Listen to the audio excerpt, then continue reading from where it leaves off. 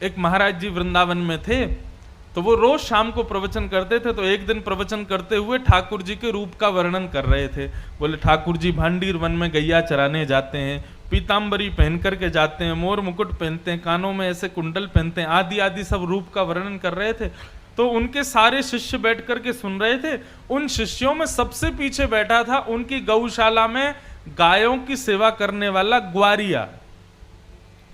और वो ग्वारिया इतना सीधा था, इतना भोला था कि सब लोग उसको प्यार से भोंदू बुलाते थे। क्या बुलाते थे? भोंदू किसको कहते हैं? जो बहुत भोला होता है उसको भोंदू कहा जाता है। तो गुरुदेव तो प्रवचन करते थे, लेकिन भोंदू जो था ना, उसको ऐसा लगता था कि गुरुजी कोई 2-3 हजार साल पुरानी कथा नहीं सुना रहे हैं, शायद रोज ऐसी लीला होती है वृंदावन में और गुरुजी हमारे उसी को सुना रहे हैं।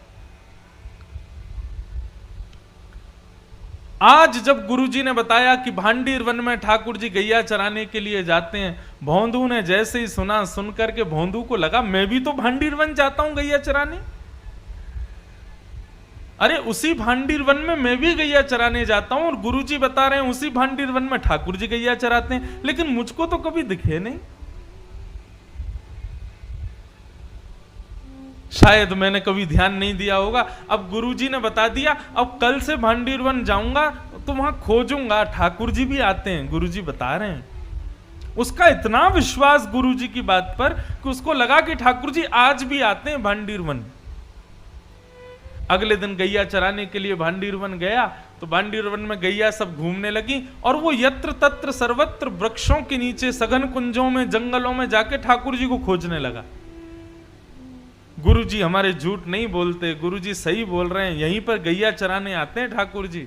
अरे मैं ही अभागा हूं, मैं ही ठाकुर जी को नहीं देख पा रहा, लेकिन ठाकुर जी यहीं कहीं होंगे। अब उसका इतना भोलापन, इतना सीधापन, वो सब जगह ढूंढ रहा था ठाकुर जी को, तो ठाकुर जी से रुका नहीं गया। अकेले जान भोंदू को अपनी गायों के समूह को लेकर के, तभी भोंदू देखता है कि सामने से विशाल गायों का समूह आ रहा है और उस गाय के समूह के मध्य में श्याम वर्ण के पीतांबरी पहने हुए ठाकुर जी उसकी ओर आ रहे हैं।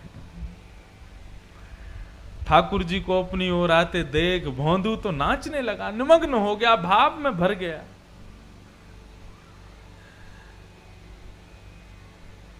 कटाक्ष नेत्र ठाकुर जी के, सुंदर कपोल, मधुर मुस्कान, घुंघराले केश, मोर मुकुट सिर पर, पीतांबरी पहने हुए, चंदन की सुगंधी महकते हुए ठाकुर जी गैया चराते हुए आ रहे हैं। भोंदू ने जैसे ही उसको देखा निमग्न हो गया।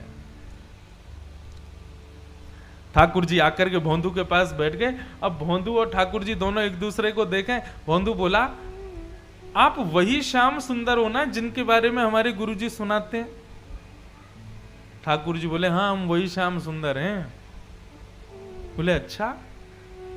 हमारे गुरुजी आपके रूप का वर्णन करते हैं तो लगता है आप कितने सुंदर होंगे, लेकिन आज आपको देखकर के ऐसा लग रहा है कि हमारे गुरुजी जो बताते हैं उससे लाख गुना ज्यादा सुंदर हो आप। बड़े प्यारे हो ठाकुर जी।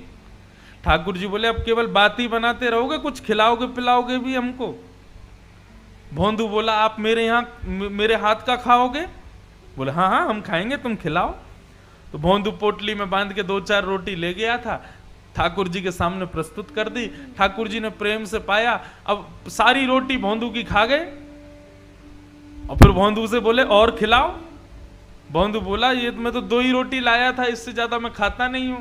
ठाकुर जी बोले, कल से और रोटी लाना, हमको भूख लगती है। और ठाकुर जी अपनी गैया लेके चले गए, भोंदू अपनी गैया लेके चला गया।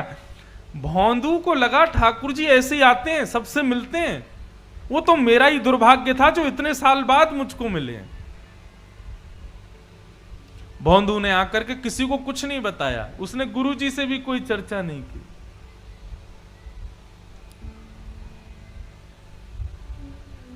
दूसरे दिन जैसे ही भोंदू जाने लगा, ज्यादा रोटियां ले गया, ज्यादा सब्जियां ले गया। तो रसोई घर के जो महाराज जी थे उन्होंने जाकर के गुरुजी को बताया। बोले, गुरुजी आज तो भोंदू इतना सारा भोजन लेकर के जा रहा है। गुरुजी आए, आकर के बोले भोंदू तुम तो इतना नहीं खाते, किसके लिए लेके जा रहे हो? तो भोंदू ने सहज भाव से कहा, बोले गुरुजी मैंने आपको बताया नहीं, लेकिन मैं जहां गैया चराने जाता हूं ना भांडीर वन में, वहां ठाकुर जी भी आते हैं अपनी गैयाओं के साथ। कल आए थे, मेरे से रोटी मांग रहे थे तो मैंने 2 रोटी खिला दी, तो ठाकुर जी को कम लगी इसलिए मैं ज्यादा लेके जा रहा हूं। तो ये ज्यादा पुरानी नहीं, 60-70 वर्ष पुरानी बात है। गुरुजी बोले भोंदू कौन आता है भांडीर वन में? बोले ठाकुर जी आते हैं। बोले कौन से ठाकुर जी? बोले वही ठाकुर जी जिनकी आप कथा सुनाते हो। गुरुजी बोले सच में ठाकुर जी आते हैं? बोले हाँ। अच्छा बता तो सही कैसे दिखते हैं वो? ऐसे कोई बालक मुकुट उकुट पहन के आ गया होगा, तुझको पागल बना रहा होगा?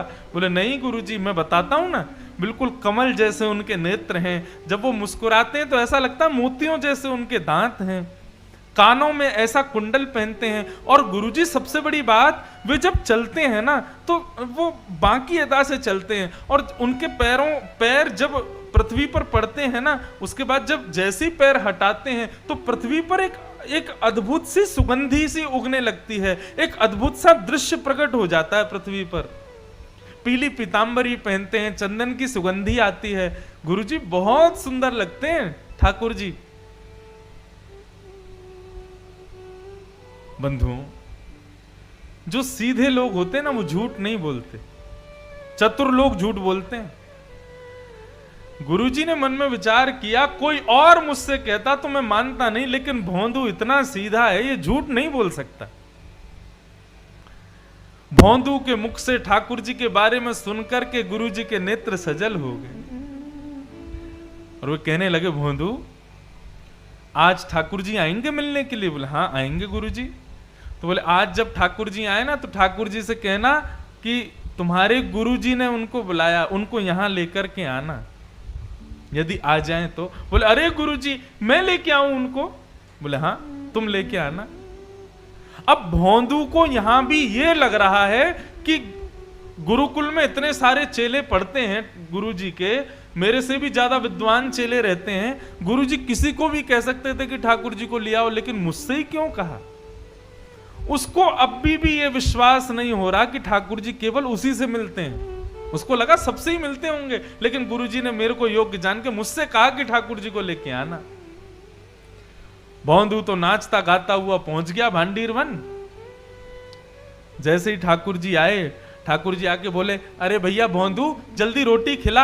अब भोंदू तो तैयारी करने लगा, पत्तल में रोटी रखने लगा, गुड़ रखने लगा, अचार रखने लगा, दही रखने लगा, और रखते रखते बोलने लगा ठाकुर जी आज एक प्रार्थना करूं? बोले हाँ बोलो। बोले हमारे गुरुजी आपसे मिलना चाहते हैं, आप हमारे साथ आज हमारे गुरुकुल चलोगे?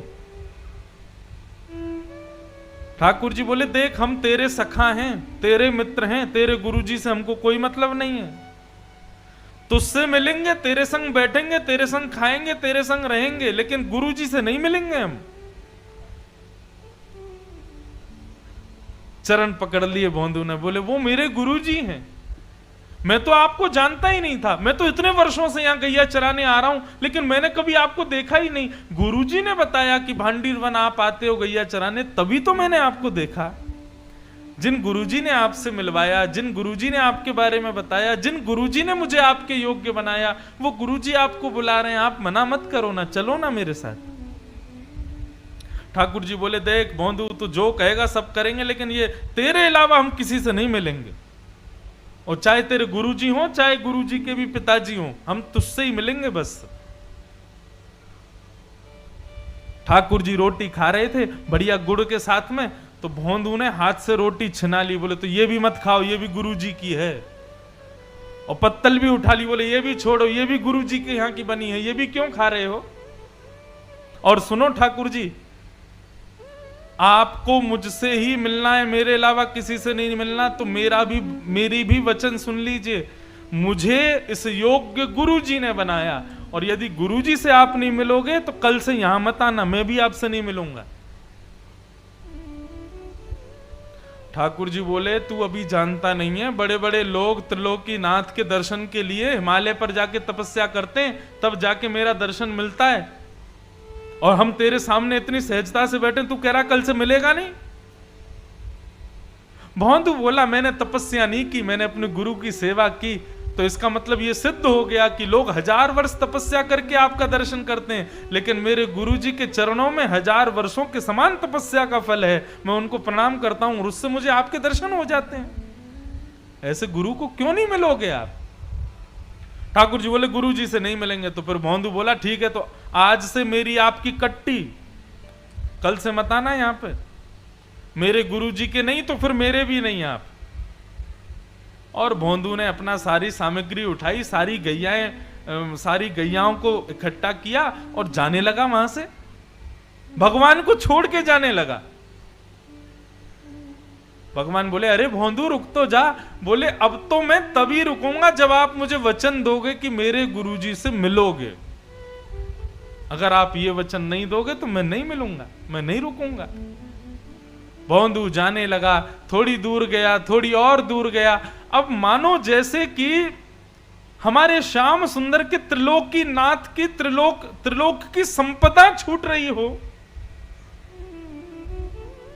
दौड़े भौंदू के पीछे और पीछे जाकर के भौंदू के कमर पर चढ़ गए ऊपर और बोले तू जहां जाएगा सब जगह जाएंगे, लेकिन तू छोड़ करके मत जा, ले चल अपने गुरुजी के पास में।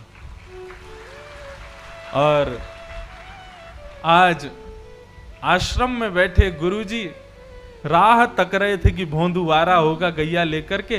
तभी क्या देखते हैं, असंख्य गायों का झुंड आ रहा है और उन असंख्य गायों के झुंड के बीच में भौंदू अपने कमर पर ठाकुर जी को उठा करके ला रहा है।